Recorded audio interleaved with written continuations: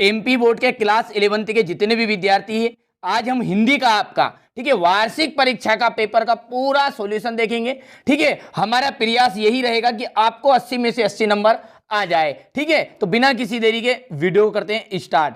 पहला है नरसी जीरो माइरो किसकी रचना है? तो देखिए नरसी जीरो माइरो जो है वो आप सब जानते हैं मीराबाई की रचना है। ठीक है, चंपा के पिताजी का नाम क्या था? सुंदर नाम था चंपा के पिताजी का। ठीक है, सारे क्वेश्चनों को अच्छे से एक्सप्लेन करूंगा, बिल्कुल चिंता आपको नहीं करनी है। ठीक है, कबीर ने ईश्वर के कितने स्वरूपों को जाना है? देखिए कबीरदास जी ने भगवान को जो माना है वो एक रूप में है। ठीक है, इसके बाद देखिए ये आपका बारकोड इस तरह का रहेगा। ठीक है, छाती पर सांप लौटना का अर्थ क्या है? ईर्ष्या करना, किसी से जलन होना, द्वेष करना, ये क्या कहलाता है आपका? छाती पर व्यक्ति का सांप लौट जाता है। ठीक है, यहां से देख लीजिएगा। ठीक है, इसके बाद में वहां लड़का गधा है, इसमें शब्द शक्ति है, तो इसमें शब्द शक्ति है आपकी लक्षणा। मियां नसरुद्दीन जो थे वो क्या थे? नान बाई। चलिए इसके बाद में है रिक्त स्थान।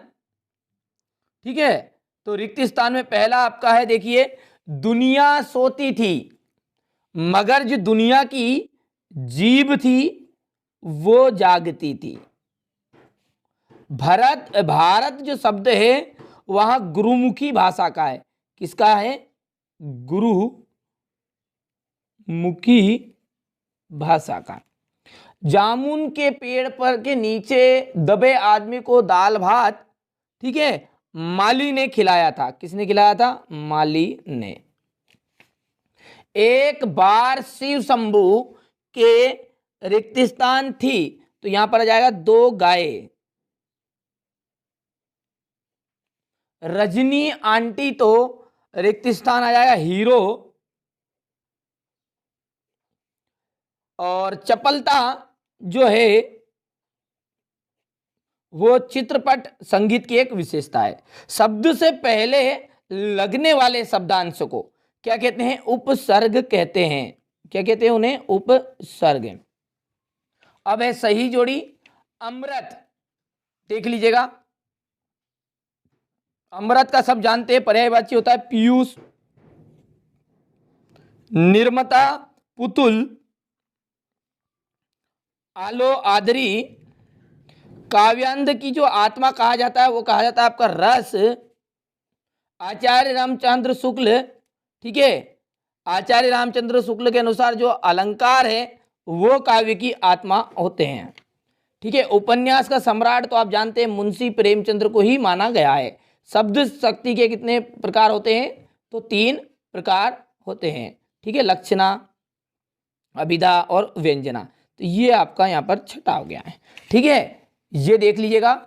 इसी तरह का सेम पेपर आपका आएगा, आपको बिल्कुल चिंता नहीं करनी है, आपकी जो जवाबदारी वो मेरे कंधों पर है। ठीक है, मैं आपको अच्छे नंबरों से, ठीक है, पास कराने का बीड़ा उठाया है, बिल्कुल एकदम फ्री। देखिए किसी को पेपर के नाम पर पैसे नहीं देना है। बहुत सारे बच्चों ने 10th और 12th क्लास में यहाँ पर पेपर पैसे से खरीद रहे हैं। ठीक है, पैसे से खरीदने की क्या जरूरत है? फ्री दे रहा हूं सारी चीजें।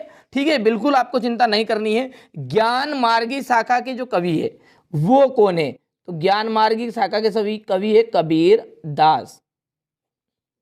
श्रृंगार परक रचनाओं में कौन सा गुण होता है? माधुर्य गुण होता है।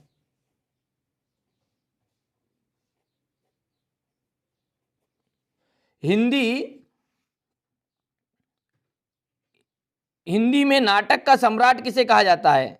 ठीक है, तो नाटक का सम्राट कहा जाता है जय शंकर प्रसाद को।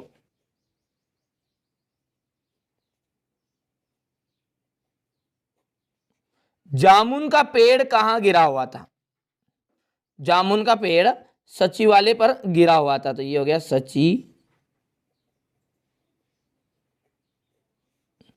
भारत का पहला छापखाना कब और कहां खुला?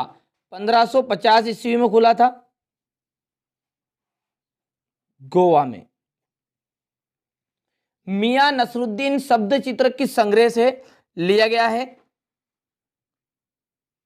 तो ये आपका लिया गया कृष्णा सोबती के हमसद। ठीक है, तो लिख लेता हूं पहले इसे। तो देखिए यहां से मैंने यहां पर लिख दिया इसे। ठीक है, कृष्णा सोबती हमसद नामक संग्रह से किस रस को रसराज कहा जाता है? बच्चा बच्चा जानता है, श्रृंगार रस, श्रृंगार रस। ठीक है, कवित्त छंद में कितने वर्ण होते हैं? तो कवित्त छंद में 31, ठीक है, वर्ण होते हैं। बिल्कुल एकदम राइट बात है। संचार शब्द की उत्पत्ति अचर धातु से हुई है? नहीं, चर धातु से हुई है, तो ये असत्य हो गया आपका। 9 2 11 का अर्थ होता है तो भाग जाना होता है, ये वापिस आना बता रहा है, गलत बात हो गया है। अग्नि का पर्यायवाची कृषाणु है, बिल्कुल सत्य है। कुई जो है स्त्रीलिंग है। ठीक है, कुई किसके लिए इस्तेमाल किया था? स्त्रीलिंग के लिए, तो यहाँ पर पुल्लिंग बता रहा है, इसलिए असत्य बात हो गई है। और तरन में पुनरुक्ति प्रकाश अलंकार है। देखिए कोई भी वर्ण जो है जहाँ पर एक से अधिक बार आवृत्ति हो तो वहाँ पुनरुक्ति प्रकाश अलंकार होता है, बिल्कुल राइट है। ठीक है, इसके बाद सारे प्रश्नों का, ठीक है, मैं पूरा सॉल्यूशन दूंगा, आपको बिल्कुल चिंता नहीं करनी, बहुत ही जल्दी पूरा सॉल्यूशन वाला वीडियो भी आएगा। यहाँ से आप प्रश्नों को देख लीजिए, जितने प्रश्न आते हैं उन्हें कंप्लीट कर लीजिएगा। कबीर ने ऐसा क्यों कहा? संसार बोरा गया है, मीरा जागृत को देखकर क्यों रोती है? ठीक है, यहाँ पर देखिए क्वेश्चन नंबर 8 है ये। इसके बाद में यहाँ पर क्वेश्चन नंबर 9, छायावाद के कवियों के नाम और उनकी रचनाएं, वक्रोक्ति अलंकार किसे कहते हैं?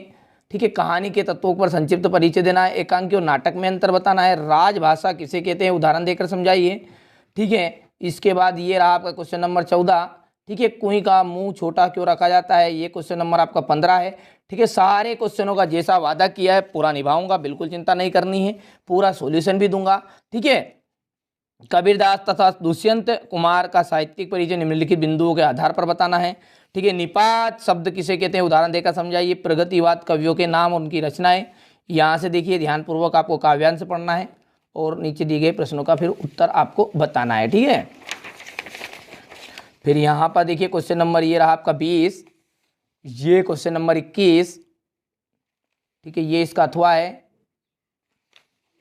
इसके बाद में यहाँ से देखिए ये क्वेश्चन नंबर 21 का बाद में 22 वाला है और ये आपका क्वेश्चन नंबर 23। ठीक है, टोटल आपके 23 प्रश्न रहेंगे और मैंने टोटल 23 प्रश्न ही आपको यहाँ पर आज बता दिए हैं। ठीक है, तो ये मैंने वार्षिक परीक्षा का आपको हिंदी का पेपर बताया है। ठीक है, ये सेट ए है, ध्यान से देख लीजिएगा। सेट बी, सी और डी 4 तरह के पेपर मैं आपको बताऊंगा और आपके 80 में से 80 नंबर पक्के करा दूंगा। ठीक है, मेहनत करिए, मेहनत से मत डरिएगा। ठीक है, मेहनत तो आपको करनी पड़ेगी, मैं पूरा मदद आपकी कर रहा हूँ, आपको केवल याद करना, अच्छे से एक्सप्लेन करना है। ठीक है, मैं एक्सप्लेन करता जाऊँगा, आपको केवल अच्छे से याद करते जाइएगा। चैनल पर पहली बार हो तो सब्सक्राइब करेगा, नोटिफिकेशन ऑन रखिएगा और किसी को 1 रुपया शुल्क मत दीजिएगा। ठीक है, सारी चीज़ें फ्री में उपलब्ध कराऊँगा।